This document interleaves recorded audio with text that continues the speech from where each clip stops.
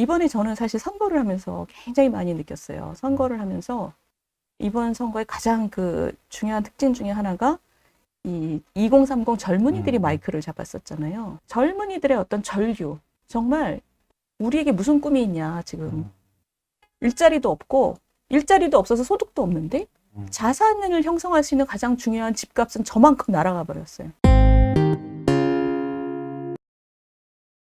오픈 채팅방 지피지기라는 공부 모임에 그 관련해서 저는 이게 관련된 질문이라고 생각을 하는데 전남대 정학과 1학년 임지성 씨가 선별복지와 보편복지 중에 뭐가 맞냐라고 하는 근데 전 지금 이제 말씀하신 내용이 사실 계속 그 논란이 있었던 부분이잖아요. 재난지원금을 이렇게 뭐 다 주는 거랑 정말로 이런 행정조치들에 의해서 피해를 보게 된 뭐 자영업자 중심으로 또는 아니면 정말로 이렇게 그 사회적 안전망에 이거를 못 받은 분들한테 가는 거 하고 이제 그런 논란이 계속 있었는데 어느 정도는 약간 답을 힌트를 주신 것 같기는 합니다만 좀 전반적인 그런 선별복지냐 보편복지냐라고 하는 것에 대한 얘기 해주셔도 됩니다. 사실은 뭐 저희가 이게 나중에 경제정책 전반에 대해서 질문을 드리려고 그랬는데 말씀을 하셨으니까 이게 사실은 복지의 문제라기보다는 피해 보상에 좀 더 가까운 부분이긴 한 것 같은데 자영업의 지금 코로나 부분 같은 게 어쨌든 선별이라는 원칙 하여튼 이런 선별을 해서 더 잘할 수 있다 더 잘 지원할 수 있다 이런 그거 과연 그런가 이런 부분에 대한 논쟁이 우리가 한참 하다가 최근에 이제 뭐 선거 들어오고 그러면서 이제 안 하고 거의 이게 들어갔는데 다시 아까 말씀하신 그게 나오면 다시 그 얘기가 나올 것 같아서 아마 그래서 이제 질문을 하신 것 같아요. 예. 저는 재난지원금하고 그동안 쭉 논쟁이 있었잖아요. 지금 4차까지 왔잖아요. 근데 그 와중에 이거는 기존의 사회적인 어떤 담론, 큰 담론하고 연결시키지 않고도 저는 좀 전에 그 말씀드린 원칙과 기준이 분명한 상태에서 피해받은 사람을 최대한 지원한다. 여기에 나는 딴지 걸 사람은 아무도 없을 것 같아요. 굉장히 분명해요. 근데 지금 민 교수님이 이 얘기를 이렇게 연결시킨 이유는 정확하게 뭐냐면 이 얘기를 계속 보편 선별 담론으로 연결시키고자 하는 정치인들이 존재하는 거예요. 왜냐하면 본인들의 브랜드하고 이거를 그러니까 자기 장사하는 거죠. 예를 들면 뭐 기본소득 이게 본인의 브랜드라고 생각하시는 분이 이 코로나 상황 동안 계속 자기 장사를 하려고 이걸 계속 끊임없이 연결시켰기 때문에 전 국민한테 재난지원금을 뿌려야 된다. 뭐 이런 그 얘기들이 꾸준히 있었고 그렇기 때문에 이걸 많은 분들이 머릿속에서 이거를 보편 선별 담론이랑 연결지어서 생각하고 있어요.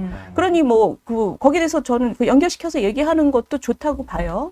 근데 일단 그 담론에 대해서 얘기를 하자면 저는 우리나라에서 지금까지 가장 왜곡된 사회정책 담론이 복지가 보편적이어야 되냐 선별적이어야 되냐 이런 논란은 없어요. 이게 2차 대전 이후에 서구에서 한 60년대에 많이 했었어요. 거기도 아이들 그 학교에서 우유 나눠주고 밥 주는 거를 보편적으로 해야 되냐 선별적으로 해야 되냐 이런 논쟁이 있었던 나라들이 있어요. 그게 한 60년대 얘기예요. 그때 한참. 근데 지금 2000년대 들어서서 이런 논쟁하는 나라는 없어요. 정책 서클에서 적어도 왜냐하면 보편적으로 국민들한테 주어야 되는 것들이 굉장히 많아요. 예를 들면 의료보험 이런 거는 전 국민이 같은 서비스를 받아야 되는 거죠. 그리고 대중교육, 공공 퍼블릭 에듀케이션 이런 거는 각 그 한 나라의 국가의 복지 중에서도 가장 중요한 기둥이잖아요. 이 기둥은 전 국민을 같은 풀로 하는 게 맞아요. 돈이 정말 많아서 나는 이걸로 이제 만족을 못해. 이런 사람들은 자기 비용으로 뭘 할 수는 있겠지만 전 국민이 이런 가장 중요한 그 펀더멘털 서비스, 교육과 의료 이런 것들 그리고 뭐 연금 이런 것도 마찬가지죠. 전 국민을 하나로 해야 되는 것들이 있고 이런 부분에서는 보편적인 복지가 중요하죠. 근데 이제 선별적인 그 툴이 필요한 부분은 뭐냐면 예를 들면 현금을 나눠주거나 이런 것들은 가장 효과적으로 쓸 수 있는 곳에 가야 되는 거죠. 그래서 이게 60년대에 그 영국에 있었던 논쟁 중에 하나가 이런 게 있어요. 이게 뭐냐면 적극적인 보편복지. 그 얘기는 뭐냐면 보편복지를 하는데 가장 어려운 사람에게 더 많이 가야지 국가가 더 평등해지고 좋아진다는 거죠.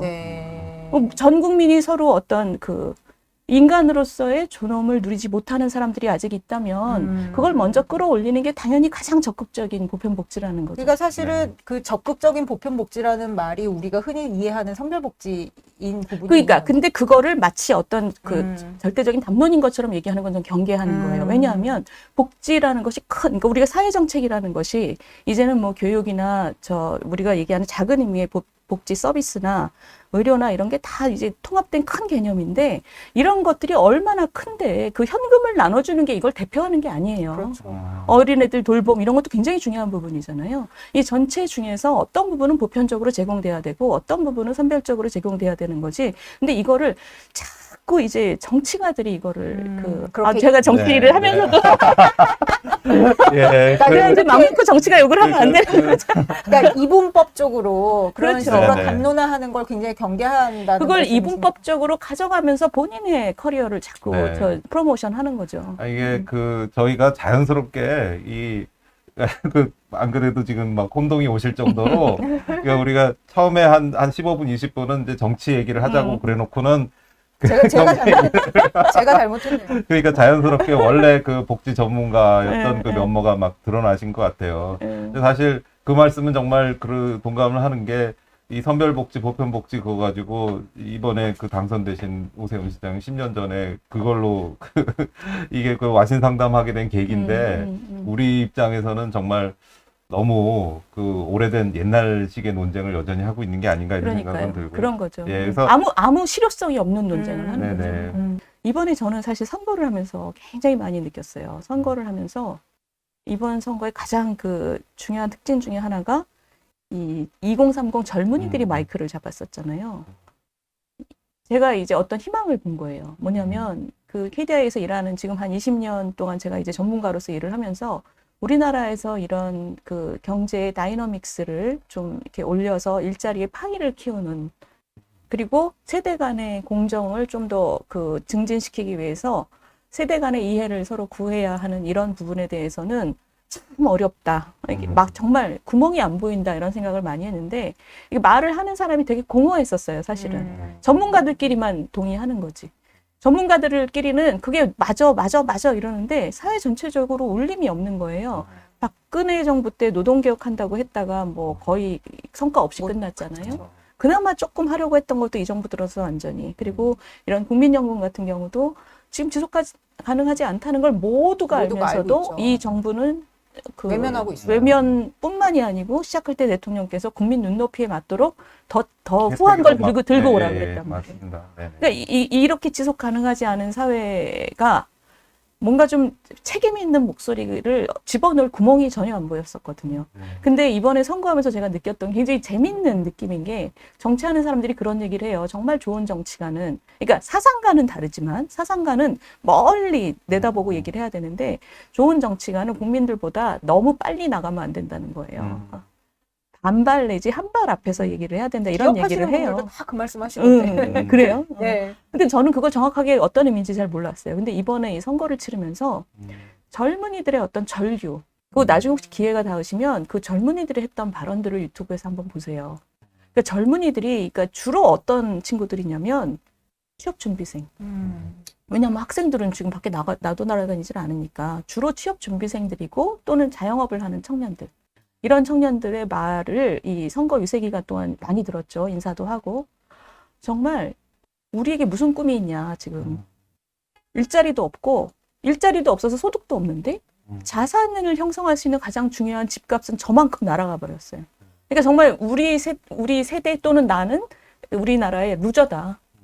근데 정부는 뭐 했냐. 그리고 더 화나는 게 아까 어쩌고 어째 뭐가 어쩌고 저째 이거죠. 자기들끼리는 해먹었다 이런 거죠. 그러니까 이 소외감과 절망감을 이게 기성세대로서 이거를 나만 그런 게 아닐 거 아니에요. 기성세대가 그 얘기를 듣고 있으면 이 뭐라도 해야 될 것 같다는 느낌이 들어요. 근데 그 뭐라도 해야 되는 것의 가장 중요한 점이 뭐냐면 우리가 그동안 경제학자들이 이렇게 건조하게 말을 했지만 그 젊은이들의 절규에 대답할 수 있는 유일한 방식은 뭐냐면 그 친구들한테 기회를 열어주는 게 우리 기성세대가 그동안 당연히 갖고 있었던 어떤 혜택?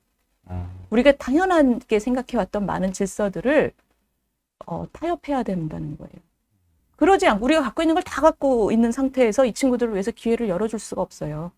가장 대표적인 게 그런 거죠. 직장에 들어가면 우리는 매년 그냥 한 해 더, 지금 교수도 마찬가지잖아요. 네. 한 해 더 일을 하면 따박따박 월급이 오르게 돼 있잖아요. 그러니까 우리나라의 지금 모든 그 구조가, 임금 구조가 예, 예.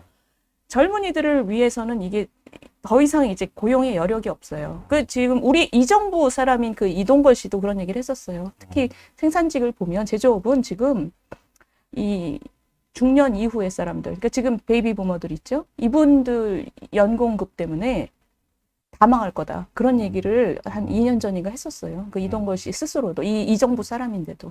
그게 우리 산업 구조에서 지금 한때 그 경제가 아주 잘 나갈 때 사람이 귀했던 시대에 만들어진 그 경제 규칙들, 그거를 지금 계속 그동안에 일본만 해도 개혁을 여러 번 해서 조금씩 바꿨는데 그렇죠. 네. 우리는 이 노조가 엄청 세기 때문에 이걸 바꾸지 못하고 이제까지 온 거예요.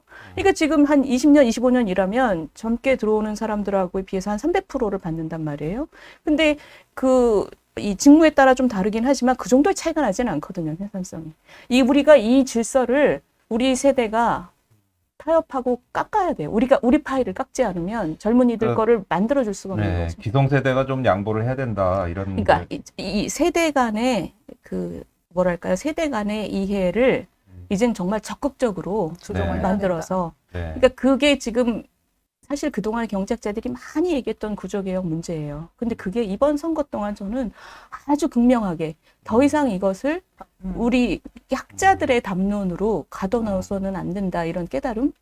그 굉장히 어찌 보면은 그러나 이제 뭐 저도 기성세대에 속한 입장에서 말은 이제 남한테 그러니까 객관적으로 얘기하기는 좋은데 네 기득권도 한번 좀 내려놔라. 그렇죠. 그러면은 그러니까. 참 이게 그러니까. 쉽지 않잖아요. 쉽지 않죠. 쉽지 당장 이제 저보고 뭐 교수인데 정년 보장이 돼 있는데 뭐 그걸 뭐 없앤다 그러면은 막 충격이 엄청날 거거든요. 그래서 반대하시는 분도 굉장히 많고. 아니 근데 선생님, 예. 근데 정년 보장이 있는 직종은 그 나름의 이유가 있어서 있는 거예요. 근데 이제 교수 같은 건 좀 특수한 경우고, 예를 들면 우리가 보통 구조개혁을 얘기할 때 그 하이어와 파이어에 대한, 그러니까 고용 여부에 대한 유연성을 많이 얘기하는데 사실 그거는 아주 나중 얘기고, 굉장히 중요한 게 지금 급여에 대한, 왜냐하면은 이걸 좀 깎아야지 젊은 사람들이 자리를 갖고 오니까. 근데 이게 아주 극단적인 얘기가 아니에요. 예를 들면 50 이후에는 그 근무 연한에 의해서 따박따박 올라가는 거는 정지시키자. 네. 저는 이런 얘기는 얼마든지 할 수 있다고 생각해요. 또는 그게, 왜냐하면 생산성을 보면 그 사무직 같은 경우는 생산성이 나이가 들면서 우리가 경륜이 늘어나고 순발력은 떨어지고 이러잖아요. 근데 사무직 같은 경우에 이게 한 40 정도가 되면 이 플러스 마이너스 똔똔이라는 얘기들이 꽤 있어요. 저는 뭐 맞다고 생각해요, 개인적으로도. 우리가 굉장히 이건 떨어지고. 눈이 침침해지고. 그렇지. 그러나 이 점점을 연결시키는 능력은 또 늘어나거든요. 그래서 네. 보다 총괄적인 시각이 맞습니다. 늘어나고. 네. 그렇기 때문에 그건 얼마든지 얘기해 볼 수 있는 문제예요. 그러니까 예를 들면 40 이후에는 고원으로 만들자, 평지로 만들자. 그 전까지는 올라가더라도.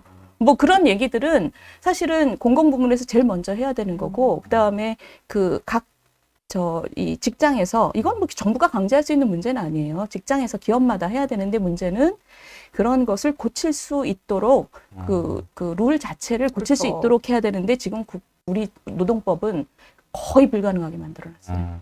그러니까 그걸 고쳐야 되는 거예요, 네. 사실은. 사실 세계적으로도 보면은 뭐 이제 경쟁력 지수니 뭐 이런 거 하는 내놓는 데마다 보면은 우리나라의 노동시장의 경직성은 정말 악명이 높을 대로 높더라고요. 그러니까요. 예. 근데 뭐 권익을 보호하고 신장해야 되는 부분은 분명히 있지만, 또 한편 같이 가줘야 그 시장이 의미가 있는 건데, 시장은 점점점 쪼그라들고 있는데 그 안에서의 권익만 증진시킨다라고 하는 그런 목소리들이 큰 것이 사실 좀 되게 바깥에서 보기는 안타깝죠. 그러니까 그게 사실은 서구는 80년대부터 굉장히 중요한 논쟁이었어요. 왜냐하면 오랜 세월 동안 모든 사람들이 거의 그 일자리를 갖고 있었을 때, 2차 대전 이후에 좀 경제가 잘 나갈 때, 그때가 이제 뭐 황금의 30년이라고 그러잖아요. 그때는 이 일자리를 갖고 있는 근로자들의 복지 수준을 끌어올리는 게 전 사회를 위한 일이었거든요. 근데 그 논리와 그 조직 노동자들의 그게 합쳐지면서 그 논리를 계속 좀 연장해 오고 있는데, 사회는 이미 바뀌어서 그 사회의 가장 약자는 일자리를 아직 갖고 있지 못한 사람들이거든요. 이 두 개를 조화를 시켜야 돼요. 그 조화의 필요성을 인정하지 않는 정부는 정말 무책임한 정부죠. 저는 우리 정부가 지금 그렇다고 봐요.